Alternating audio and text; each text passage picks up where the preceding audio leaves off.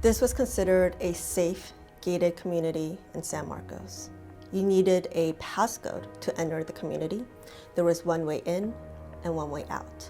The defendant didn't have a passcode to enter that community. He waited until he saw a car exit and he entered through the exit gate.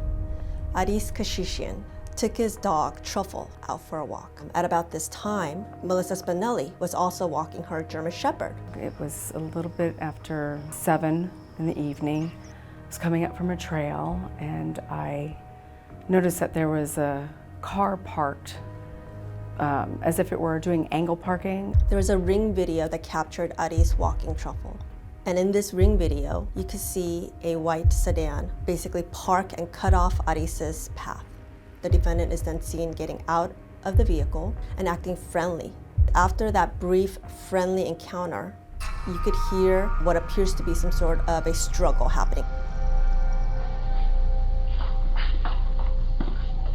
And you see Aris dart across the street towards a home. And then you see the defendant essentially run after Aris.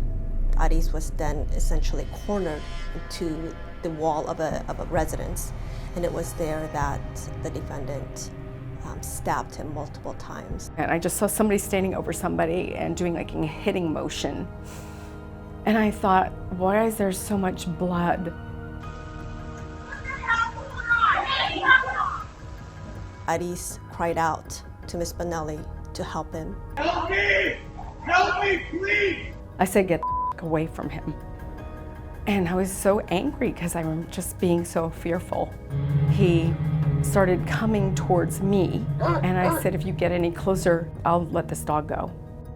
And it was then that the defendant was forced to stop and flee the scene. What's San Marcos. Tell me exactly what happened. I have no idea. I was walking my dog. I came across a man beating this other guy up, and I told him to get the hell out of there. And he jumped in his car and he left. Are you with the patient now? I am. Okay, how old is he? How old are you, honey? How old are you? How old are you? Do you know, baby? He's got to be about teen, early 20s. Okay, all right. Is he awake? He's going out. He's going in and out. He's gray in the face. Okay. He's got blood everywhere. And he said at one point, tell my mother I love her, tell my family I love them. It's a white car. A white car. Blacked out front window. Blacked out front windows. The first license plate numbers is...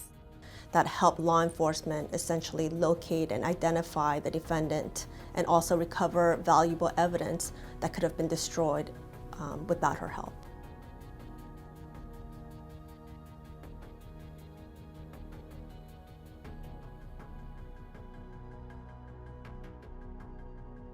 I would not want him to be out on the street to do that again. So I had to go. I had no hesitation. The defendant testified at trial. He said that this was a case of self-defense. He indicated that when he approached Aris, it was Aris who then attacked him, even though he was the one who went to the scene armed with a folding knife. I had to do that for his family. I had to do that for Aris. I had to do that for any person that goes through something like that. And I had to be able to live with myself.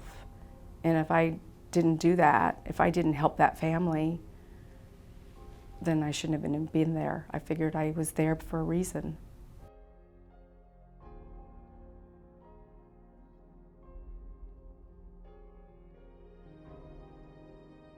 Melissa is a citizen of courage because she mentioned something to me during this process that really struck a chord.